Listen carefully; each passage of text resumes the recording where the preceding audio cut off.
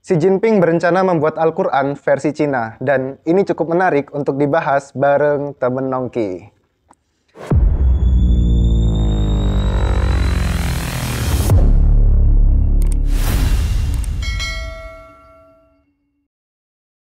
Halo Sobat Nongki sekalian, kembali lagi di channel Dwi Tungsing. Dan semoga pembahasan kita kali ini bisa menemani teman-teman tongkrongan sekalian.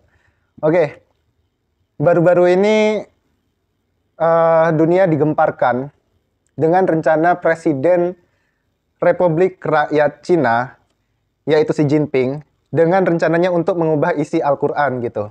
Nah, seperti yang kita tahu ya teman-teman, kalau Al-Quran ini adalah kitab suci umat muslim yang diturunkan kepada Nabi Muhammad SAW sekitar 1500 tahun yang lalu gitu. Dan dari awal diturunkannya sampai sekarang, sampai detik ini, itu nggak ada namanya perubahan sama sekali gitu. Baik itu tulisannya, maknanya, sampai titik terkecil pun itu nggak ada sama sekali perubahan di dalam Al-Quran gitu. Nah, bisa-bisanya Xi Jinping ini ada rencana untuk mengubah Al-Quran. Apa kabar Xi Jinping? Nah, Al-Quran yang diturunkan dengan bahasa Arab ini, itu tidak ada versi 1, versi 2, versi 3, itu nggak ada sama sekali. Yang ada saat ini itu adalah versi-versi terjemahannya saja. Nah, itu pun masih didampingi dengan teks aslinya. Nah, kalau di Indonesia jelas terjemahan bahasa Indonesia. Nah, misal nih ya, Cina pengen ada versi terjemahan bahasa Cina, ya boleh-boleh saja, monggo gitu ibaratnya.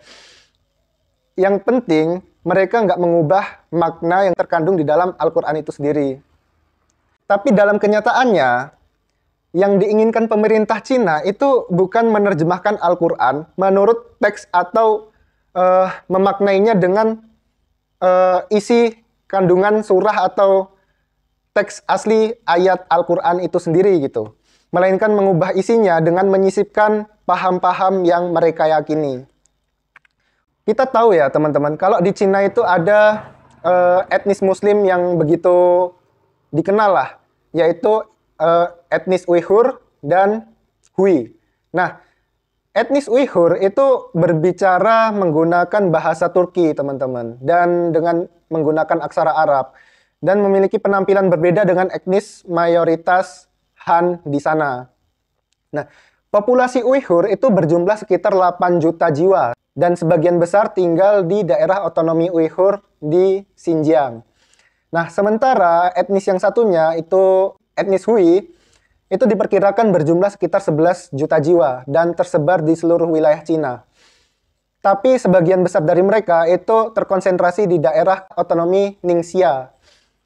Berbeda dengan Hui, etnis Uighur ini lebih banyak mengalami diskriminasi gitu, bahkan sampai kepada genosida dengan kedok kontra terorisme dan upaya anti-separatisme. Pemerintah Cina itu mempertahankan sistem diskriminasi etnis terhadap Uighur dan dengan tajam mengekang ekspresi agama dan budaya mereka di sana gitu.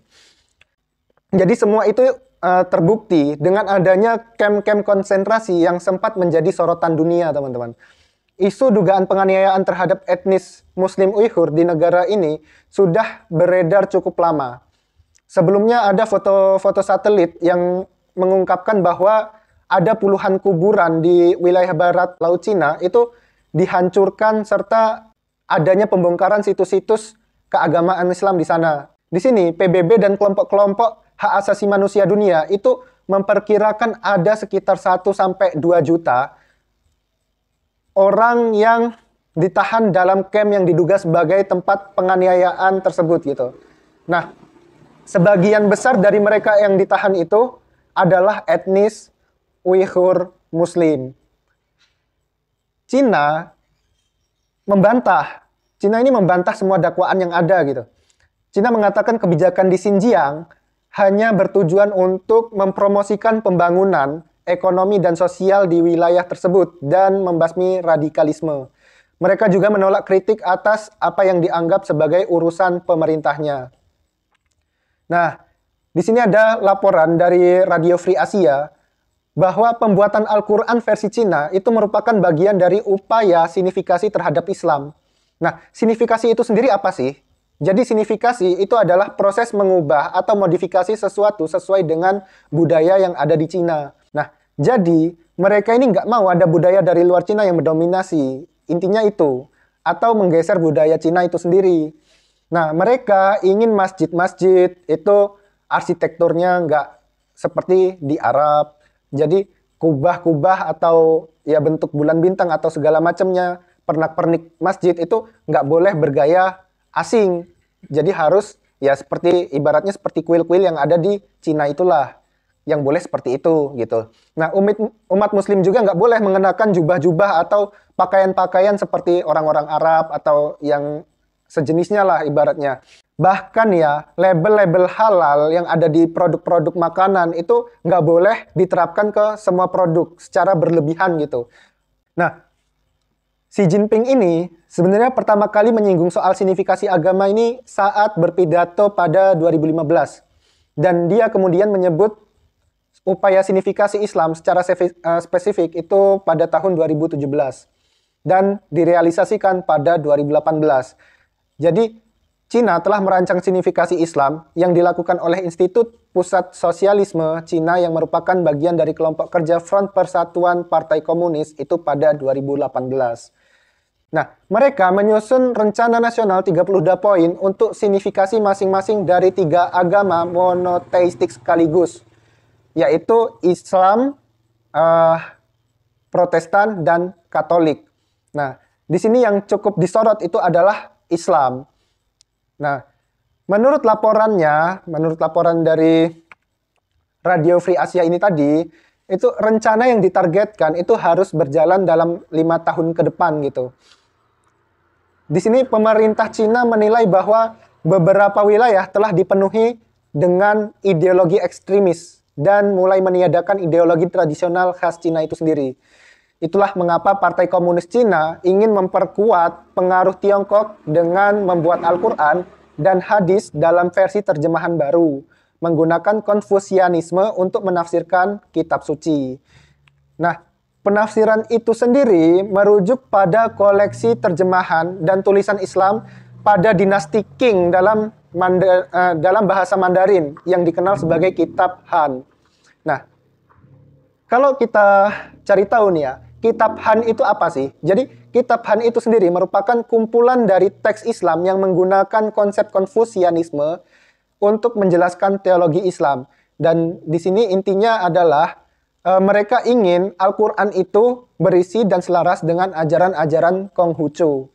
Kalau kata Wang Zhen, seorang profesor dari Institut Pusat Sosialisme Cina, dia mengatakan bahwa mengsignifikasi Islam di Xinjiang harus mencerminkan aturan historis tentang bagaimana masyarakat berkembang melalui konsolidasi kekuatan politik, pengamanan masyarakat, dan pembangunan budaya.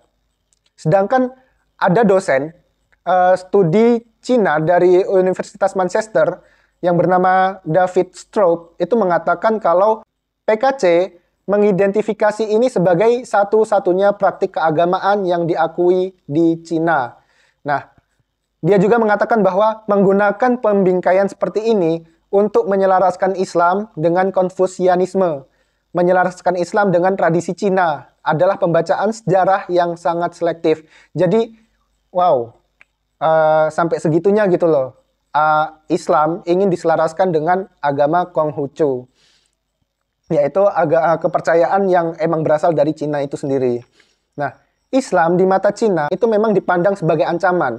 Nah, kelompok Muslim seperti etnis Uighur dan etnis Hui itu dilaporkan kerap mendapat tindakan penganiayaan dari pemerintah Beijing gitu. Jadi represif, pergerakan, pokoknya semua kegiatan yang dilakukan oleh Muslim etnis Uighur dan Hui itu selalu ditindak secara represif oleh pemerintahan di sana. Nah, laporan dari Deutsche Welle itu menyebutkan bahwa sejumlah Hui mengaku tidak dapat menjalankan kehidupan selayaknya Muslim. Nah, tempat ibadah mereka dihancurkan dan mereka dipaksa mengikuti norma-norma agama yang ditetapkan oleh pemerintah. Wow. Bahkan ya, terjadi bentrokan antara polisi dan warga Hui yang nggak bisa dihindarkan. saat otoritas di sana itu berupaya untuk menghancurkan Masjid Najiaying di provinsi Yunnan. Nah, puluhan polisi dengan perisai anti huru-hara, terus dia pakai pentungan, itu mendorong sekelompok masyarakat atau warga setempat yang marah dan melempar benda-benda ke arah mereka gitu di luar Masjid Najiaying di kota Nagu. Sayangnya nih ya, video terkait peristiwa itu dihapus dari platform media sosial Cina. Dan pemerintah setempat mengeluarkan pemberitahuan pada tanggal 28 Mei yang memerintahkan orang-orang yang terlibat dalam bentrokan itu untuk segera menghentikan semua tindakan ilegal dan kriminal. Sampai-sampai pemerintah Cina itu terus mendesak siapapun yang terlibat dalam bentrokan itu untuk menyerahkan diri sambil bersumpah untuk merobohkan beberapa masjid. Nah, itu tadi adalah cerita tentang pemerintah Cina yang ingin melakukan perombakan ajaran Islam dari hulu ke hilir, dari sampai menghentikan kegiatan-kegiatan keagamaan Islam sampai mengubah isi di dalam Al-Quran itu sendiri agar selaras dengan ajaran Konfusianisme atau Konghucu. Gimana menurut teman-teman nongki sekalian? Apakah Cina akan berhasil dengan usahanya itu? Tulis di kolom komentar. Dan gitu aja.